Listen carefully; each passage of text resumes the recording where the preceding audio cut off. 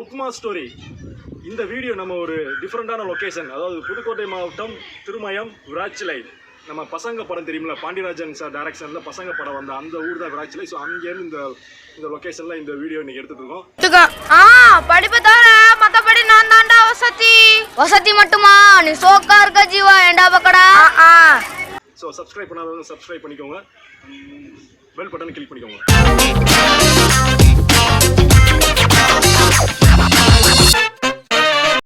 Upma story. அது என்னப்பா upma story? நம்ம எல்லாருக்குமே பெரும்பாலும் வந்து உப்புமா வந்து ஃபேவரட் டிஷ் அப்படின்னு கேட்டால் எல்லாருக்கும் உங்கள் முகம் போகிற போக்கு எனக்கே தெரியுது.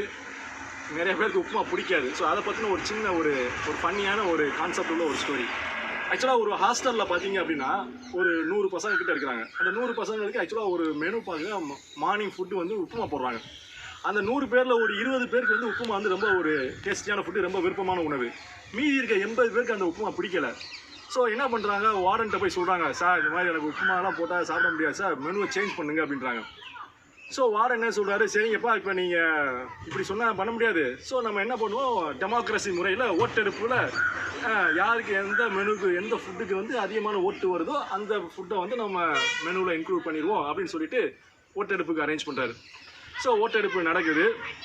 ஒரு 10 பேர் பார்த்தீங்க அப்படின்னா மசால் தோசை சூஸ் பண்ணுறான். இன்னொரு 10 பேர் பார்த்தீங்கன்னா பொங்கல் வடை. இன்னொரு 12 பேர் ஆலு பரோட்டா. இன்னொரு 14 பேர் ஆனியன் தோசை. இன்னொரு 16 பேர் ஊத்தாப்பம். ஆல்ரெடி அந்த 20 பேர் உப்புமாவோட ஃபேவரட். ஸோ அவங்க அந்த 20 பேர் உப்புமாவுக்கே வாக்களிக்கிறாங்க.